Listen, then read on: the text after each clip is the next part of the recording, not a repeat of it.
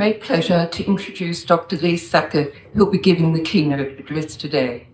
Lee has made an outstanding contribution to anthropology and the native title field. He conducted his PhD research at Uluna in 1972 to 1973, supervised formally by Bob Tonkinson and informally by Ron Byrne. He was awarded the PhD at the University of Oregon in 1975.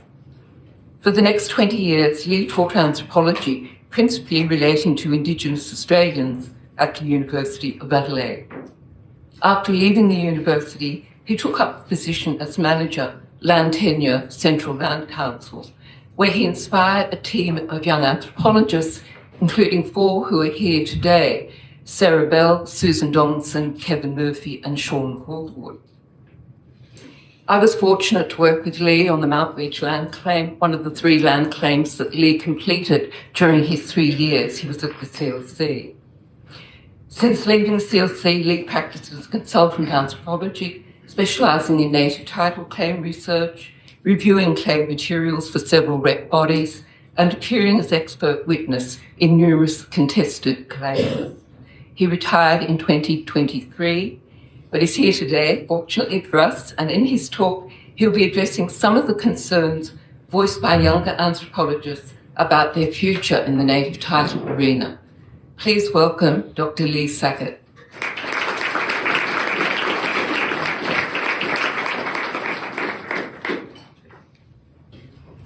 I'm starting with a question, that being, have you ever made a faux pas so ginormous that you talk about it decades later, and other people talk about it decades later? A real magnitude 9 cock-up. No? Nobody's done that?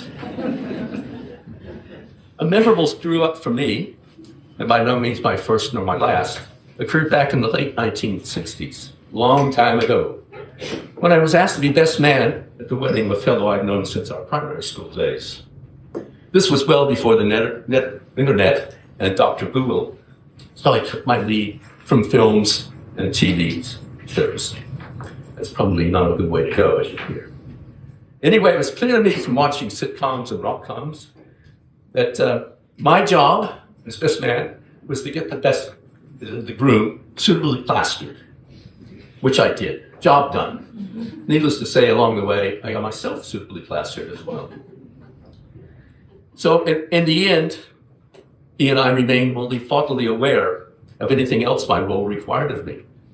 To this day, I do not recall tending to the wedding rings, telling compromising stories about the groom, or the bride for that matter, proposing toast to the newlyweds, assisting the partner for their honeymoon. None of these things happened, at least in my mind.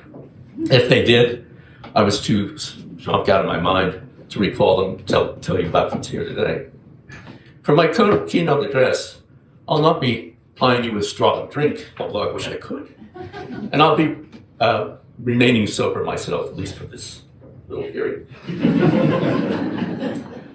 What I'm going to do, instead of doing what I did then, which was kind of ignoring protocols, is tell you about some research ideas regarding, well, first I'll tell you about the wedding. There's the wedding.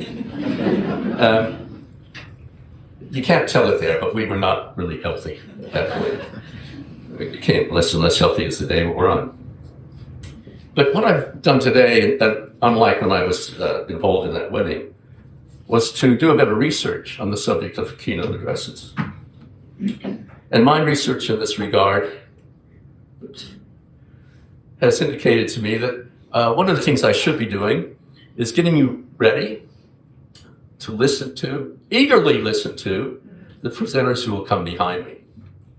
My research also indicates that I should know my audience. Well, I know a number of you personally, and I know generally what you're doing for the most part, I suppose. So that's done, tick. My research really tells me that a potent way of getting you to attend to what I'm saying and think about what I'm saying is to tell stories like that about my pathetic experience as a best man. Mind you, I'll be the star of a number of my stories, but not all of them, don't worry. But the stage is mine, hey. in line with my research findings, I'm enlivening my presentation with the odd slide. Now, I viewed some videos, or whatever you call them, online stuff, about people giving keynote addresses and other forms of presentations. And from this, it becomes clear that some of the presenters had access to these U-Butte microphones. You go, not like this, the little ones that go around your neck, and you can wander around the stage, gesticulate wildly, and even play the guitar, as Garth Brooks is doing. My research also indicated that some presenters get access to what are called presidential teleprompters. So you get the screens there, and you have your text there, and you can look out at the audience all the time. It looks like you really know what you're talking about, when in fact you're just reading the text. It looks like I'm being shortchanged here because I don't have the U-Butte microphone nor the teleprompter. Speaking of being shortchanged, through my research, learned that keynote speakers sometimes receive payment for their contribution. Now, this is something that Julie failed to mention when she contacted me about doing this today. Maybe something I'll take up with her later. A theme, or at least a strong sub-theme of today's sessions, is something I'll be zeroing in, and that is encouraging you, those of you who are not already doing it, to think about becoming full-time consultants. To leave your comfort zone of the rep bodies, or the museums, the universities, or wherever else you might be working, and join the ranks, the storied ranks, in fact, of consultant anthropologists. And in this, I'll be urging you, who have not already done so, to think seriously about making this step. Pick up the reins dropped by me in my retirement, and the likes of Basil Sampson, who recently died, but died in the saddle, as it were. People are not just retiring, some of them are retiring permanently from life. In 2023, the Center for Native Title Anthropology published the results of a survey of the employment of anthropologists in Australia. Now, many of you participated in this, and it was an endeavor to find out the lay of the land, more accurately, assess the lay of the land of applied anthropology in Australia. If you've not looked at the results, I encourage you to do so. And some of you might even like to compare and contrast what was found in 2023 with earlier endeavors in this regard, one by David Martin in 2004, pardon me, and another by Pam McGough in 2017. As my A1, I read AI as A1, the Roman numeral. I get confused all the time. But AI, I have assisted in my computer. I don't know where it came from. It just pops up occasionally. And it really blandly paints the recent surveys in the following way. The survey highlights the diverse experiences and challenges, I'll come back to challenges, faced by anthropologists in Australia, with a focus on improving support and professional development within the field. Well, it does a lot more than that, the survey. It delineates the range of concerns that you as young anthropologists, everybody is young in my view, because I must be the oldest in the room. If I'm not, God forbid. Now, I turn now to one of the challenges that was highlighted by this survey. And it's the, as you can see, the concerns about a career in anthropology, not just native title, but in anthropology generally. As you see, 65% of respondents indicated that there were concerns on their part regarding their career in the realm. I can't pick up on all the sorts of concerns. There were many types of concerns listed, but I want to pick up on 4 of them. There were concerns expressed for the future of the discipline of anthropology itself, concerns as to whether you could do the job as you age,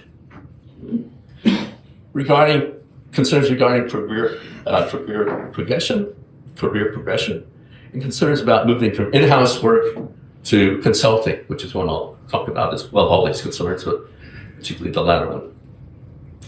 The first of these relates to what might be said to be the elements most basic to anthropology, this being training and qualifications in the discipline itself. For example, one person responded in the survey by saying that they view anthropology as a diminishing arena, diminishing of anthropology as a discipline within the universities. And I think we can all think about that and have some experience with that, first or second hand. It certainly is the case that anthropology is not as robust as it once was. Towards the latter part of last year, Stephen Matchett had a couple of articles in the Australian. I read the Australian because it tells me a lot about things. It's not necessarily I like the editorial content. A disclaimer, I guess you'd call it. The first of these was entitled, "It's Time to Explain Humanity's Worth." And the second one was entitled, "Plain Language. Nobody wants to study Greek, Italian, or Indonesian." Nonsense. Pardon me? Nonsense. In his first article, Matchett argues that in essence, the taxpayers, and thereby the politicians following them, not leading, following, do not value humanities. And it's clear in his article that he's including arts within humanities, or at least seeing them as synonymous. The arts humanities are not valued, and consequently, degrees are amongst the most expensive in the university. Why are they the most expensive? Because those courses are deemed not worthwhile in comparison to other subjects fighting for scarce dollars in the university sector. As Matchett puts it, and I quote him, "More money for humanities is hard to sell among the massive voters who doubt the world will end if students do not read Middlemarch or aren't across the new thinking in Taylor Swift studies." And he says in this in regards to that last point, "Snort not." Someone was snorting. There are scholarly seminars already. In the second article, Matchett says it all. The title says it all. Plain language. Nobody wants to study Greek, Italian, or Indonesian. It seems that worrying for us, anthropology could be included in that. While the discipline appears to be alive and thriving in some universities, and here I'm thinking, at least to a degree, of ANU and UQ, it has all but disappeared from other universities. And here I'm thinking of UWA and Adelaide. Universities that I know used to have strong departments in anthropology. When I first arrived in Australia, I was, as part of my fellowship, attached to the anthropology department of UWA. At the time, the department had not full daytime lecturing staff and a number of part-time tutors. I was one of the tutors for a little while. Perhaps because of my own interest in the field, the department seemed to revolve around, if you will, Ron and Catherine Burt, or Dr. C and Prof as they returned. As many of you will know, in 2021, the Department of Anthropology at UWA, which was founded in 1963, was discontinued, quote, as a result of what were said to be very low student enrollments. Interestingly, last year's AAS meetings were held at UWA. That's our premier anthropology society, held meetings at a university that had disbanded its anthropology department. One of the commentators thought that was beyond ironic, I agree. Turning to anthropology at Adelaide, where I taught for 20 years, and I had an office on the left. There's some trees on the left as you're looking at this picture that you can't see, but it was behind that. It was a lovely, large office, very university-like. It didn't last very long. That it was overtaken by somebody else, but it was nice at the time. The Department of Anthropology at Adelaide was founded in 1973. By the mid to late 70s, the department had 9 lecturing staff and 4 full-time tutors. For a time, it was a vibrant place, very vibrant. In fact, for some, it was the vibrant place to be in anthropology in the country. For the most part, the teaching staff were, like the department itself, early in their careers. The founding professor was 33 at the time of his appointment, probably a bit too young. If you're watching Bruce, it was a bit too young. In like manner, the rest of us were relatively young. In recent years, what was the Department of Anthropology has become the Department of Anthropology and Development Studies. At the same time, the number of anthropologists on staff has shrunk from 9 or 13, depending on how you want to count them, to 4. Now, I'm all in favor of change, but it strikes me that this decimation, both that occurred at UWA and at Adelaide, is change of very worrying kind indeed. And I think David might have some things to say about this as we go on today.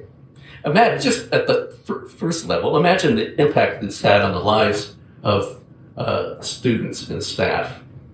No jobs, and the students were left without their majors or supervisors. Recognizing this, I suppose we in Native Title can take heart from the fact that what we do is far from divining meaning from the entrails of Middlemarch, or exploring how we might advance Taylor Swift's studies from red, red, red, red, to green, green, green, green. If you know her songs, you'll catch it.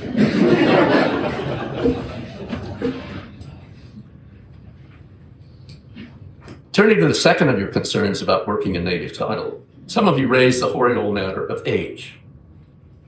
One of you said, aging is an issue when engaging in high levels of field work. I'm worried my body may not be able to live up to this kind of work in another few years. In reply, I could say something about how age isn't insulting as it sounds to me, but being a mellow old fart, I'll let it ride. I do confess, though, that there were times when I was atop a troop carrier, arranging the swags, tying them down, and the troop carrier is going like this, and I'm up there, I was thinking at times, I'm way too old to be doing this sort of thing, working meters above ground in that way. But in the end, though, I would counter concerns about age by noting that in the Aboriginal context, particularly those with which I'm familiar, apparent maturity and knowledge have been a definite plus, a positive element. Think about it.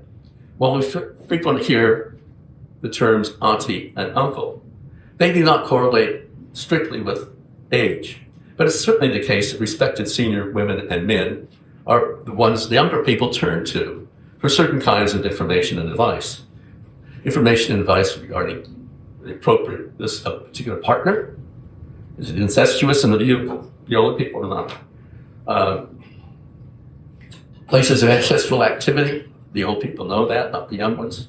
Creative stories, and so forth.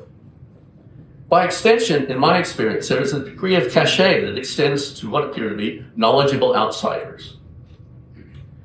One of my earliest brushes with the law, but occurred in Walloona, I was asked to produce a report and appear in court as an expert in regards to 5 men who had been charged with murder of another man. The facts were, briefly, the 5 murderers were part of a larger group of men who had spent the night engaging in ritual activity and were meeting that morning to discuss the forthcoming ritual activities. As they were doing so, they were approached and interrupted by a man who had spent the previous night drinking. This man was carrying a shield and 2 boomerangs in his left hand, had 2 hitting sticks tucked into his hair belt, and 2 wooden clubs, and a 3rd boomerang in his right hand, which he was aggressively shaking at the man. As he neared the group, he hurled insults and yelled words that only initiated men are supposed to hear. This caused the women and children who were up in the area to scamper off into the distance. To cut a long story short, one of the men that was assembled stood up and asked the man to go have a sleep. It was the common way of getting people to do something that you couldn't order them, but you asked them to go have a sleep. Well, for his trouble, the man that asked the other fellow to go have a sleep was clubbed unconscious, hit to the ground. No sooner did this happen when 4 other men jumped up. 2 of the men that jumped up were brothers, actual brothers, of the man who had been knocked unconscious, and two were classificatory brothers of the man who had done the knocky. They attacked the man in various ways, some not very vigorously, others more vigorously. In the event, two men stuck him in one thigh each with spears. The latter injury, one of the spears nicked the femoral artery. And this went untreated, unnoticed by the flying doctor service, and he was put on a flight. And as you know, or may not know, when you go up, you can easily pump out a lot of blood because you're going up higher in the air, less pressure on you. So he bled out before he reached the hospital. A couple of days before their trial was to begin for murder, each man met the Aboriginal lead barrister who was going to be defending them. The allocation of a barrister to each defendant immediately led this one man being the envy of the other four. His assigned barrister was John Toohey. So that's, I forgot to do that. That's Wooloona in the map there. A lot of other places as well. The slide of John Toohey, this was after I knew it, but nonetheless, that's a slide of the man.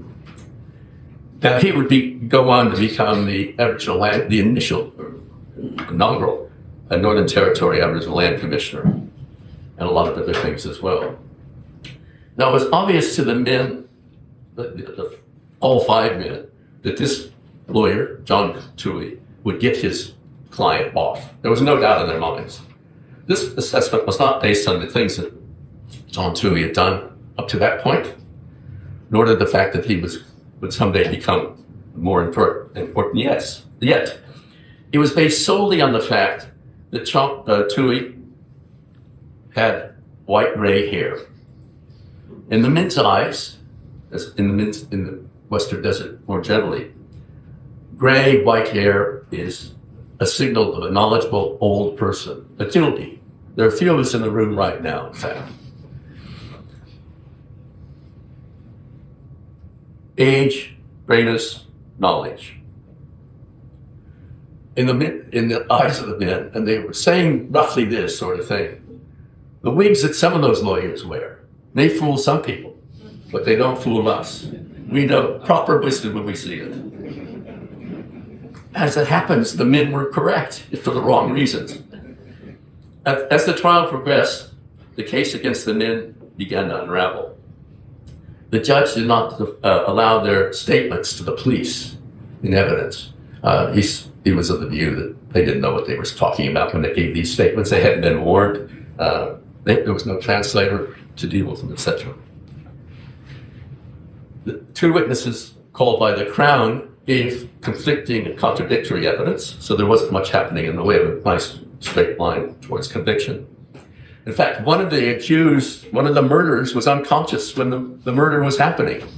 He was the one that was knocked out. Lastly, it was apparent that the accused had no common intention. If anything, their actions could be read as self-defense. Against this background, the barristers, led by Toohey, moved for an acquittal, and this the judge quickly directed the jury to vote. My point here, I suppose, is don't let age be a barrier. Treat age as your friend. Enjoy it while you have it. Use age, apparent age if you like, to your advantage. Now, I kept it going until I was 80, and I'll be sorely disappointed if I hear any of you have quit before that age. I'll now turn to and treat the third and fourth categories of your concerns as something of a package deal. Thirdly, if your responses are anything to go by, close to half of you are concerned that or perceive that you have little or no career opportunity within the structures of the native title bodies that you work in.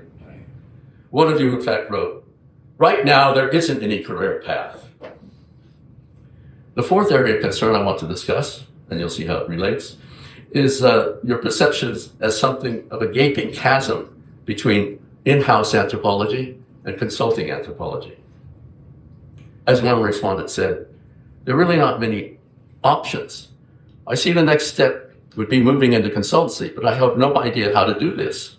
it would be great if there was support to make this transition easier. I'll treat these two categories in a sense as one because they are strongly linked.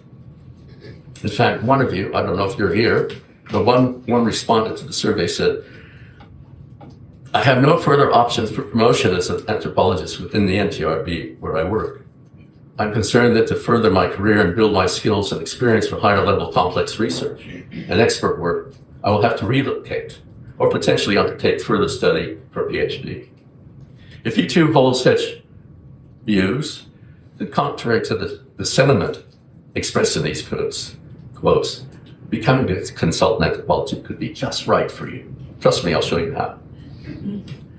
In my experience, those who brief consultants are not at all concerned where those consultants reside.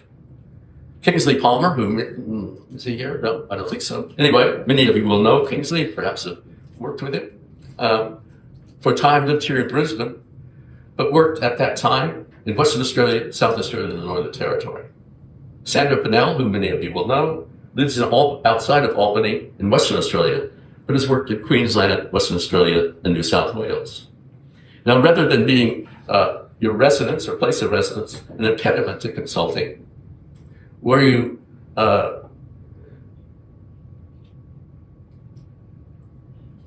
basically you rack up a lot of frequent flyer miles. I did. As for the necessity of having a PhD, well, I would say tell that to Wendy Ash, Jeff Bagshaw, Kim McCall, Petronella, and many, many others who do not have PhDs and have worked successfully in the consulting arena for many years, decades in some cases. This is not to suggest that someone with a BA or honors degree in which the ink is barely dry should contemplate jumping into the consulting field. A period of learning comes in handy, like the learning that you're ideally getting working in rep bodies. Consider working in rep bodies as an apprenticeship, learning the ropes. For anyone keen on becoming involved in researching and writing up claims, but is loath to leave a rep body, consider talking to your PLO or CEO about your ability to work alongside a consultant, or perhaps take out a claim yourself in-house or supervised. Now, in this regard, Carmen Cummings and Nisa Colhoun, both then at Yamaji Open Aboriginal Corporation, research and produce claim materials with consultant David Martin in relationship to a native title claim in the Gascoyne region of WA. And regarding in-house anthropologists working wholly on their own on claim materials, researching and writing up the materials, Robert Graham, for one, has researched a number of claims, sometimes on his own, sometimes with fellow researcher Belinda Liebelt in the South Australia area. Finally, if you do not see how you might become a consultant, or worse yet, do not see a support in doing so, to paraphrase our former Prime Minister, we are here to help. There are a number of consultants floating around this gathering. Buttonhole them, grill them, find out what they're doing, how you might get to become what they are. Beyond this, CNTA actually exists largely to enable consulting, the birth of new consultants. The bottom line here is do not let perceived obstacles, such as where you live, your degree attainment, or a murky path to consulting, dissuade you from your goal of becoming a consultant anthropologist. As it happens, one of this afternoon's sessions is called Transitioning to Consultancy. According to my Macquarie Dictionary, trusty friend, transition is to pass from one position, stage to another. These days, phrases and sentences containing the noun transition and the verb transitioning are everywhere. When did this all start? Think about it. The press is full of transitionings. The people in the United States are said to be transitioning to a Trump presidency, and the rest of the world is as well. Here at home, we are said to be transitioning to green energy. At the same time, green energy transition is a huge challenge, we're told. Some are resisting the green transition. And in the face of those resistors, transition momentum must not be sacrificed. Well, I find the ways the press captures and describes all this transitioning at the global, national, and social level. What really interests me is the transitioning that occurs at the more individual level. For instance, there's transitioning out of the swaddle. I was never in a swaddle, but some people obviously were. Transitioning to school. My granddaughter is doing that right now. Transitioning to real jobs, which the Indigenous Affairs Minister is getting us to do. Not us, but Aboriginal people in general. Gender transitioning. Transitioning to retirement. The transition needs to go. As anthropologists, we are, or at least we should be, full bottle of transitions and transitioning. Think, for instance, this will take you way back to your undergraduate days. Arnold van Gennep's rites of passage.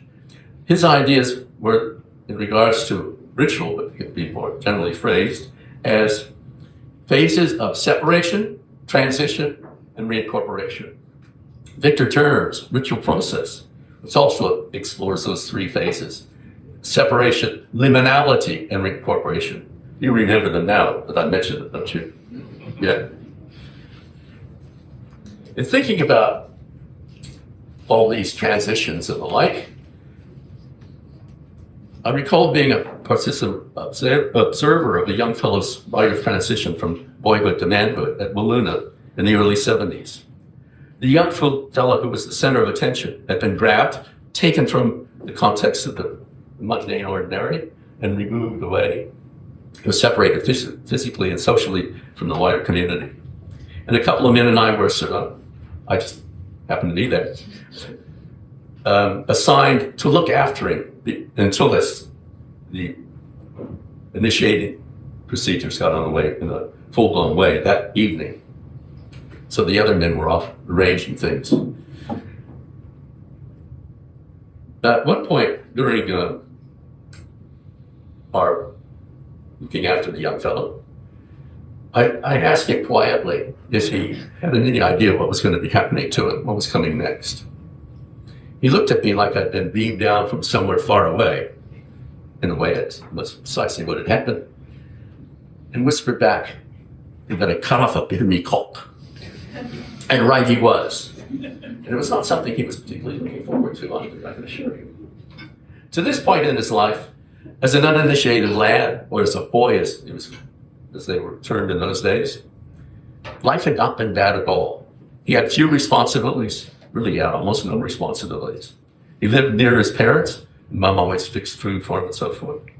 And he spent most of his energies, if not all of his energies, chasing young women for sex. For a young fellow, what's not to like about that? Why would you want to change that? His forthcoming manhood would not be bad either. He would be able to take a wife, join the other men in learning about and interacting with the dreaming world. It wasn't the boyhood or manhood that was the worry. It was the getting from one to the other that was troubling him. Similarly, I suspect that it's not one state or the other that may be troubling you about possibly transitioning to consultancy. You already occupy a position of non-consultant, at least many of you, working as in-house anthropologists, and no doubt have some familiarity with consultants, having worked with or talked to them at various points in time. You may even have thought at times that consulting was a doable job. I could do that. That's what I thought at one point. Yeah, I can do that. I know. And the money is certainly better. The working conditions are better. You're at home, picking your own hours, sitting at your desk, driving your reports, or often engaging in research. No pushy supervisors are standing behind you watching you work. In my experience, the young initiate is not like the young initiate. It is not one state or the other that is problematic for some of you. It is the extent between that is problematic. Well, my friends, that is what transitioning is all about. If transitioning to consultancy was stress-free and painless, everyone would be doing it. there'd be no room for you when you got there. It's a process. You got to do it. Some people don't want to do it. Others do. And as I think I've suggested, and what some of you have heard, some of you may, in confronting the idea of moving out of the house to consulting, you may be imagining hurdles that don't need to be jumped, such as where you live, PhD, and so forth. In concluding, I would say to those of you who are seriously contemplating moving out from in her house to consulting, contemplate no more. Just do it.